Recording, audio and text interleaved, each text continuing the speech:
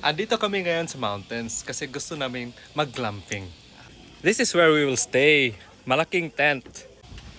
Okay, tingnan natin sa loob. Oh, wow. Dalawang queen bed.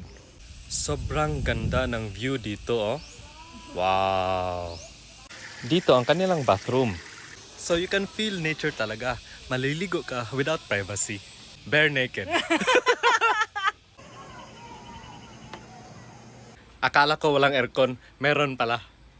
Matulog kami later, makita yung stars. Ito pala ang CR nila.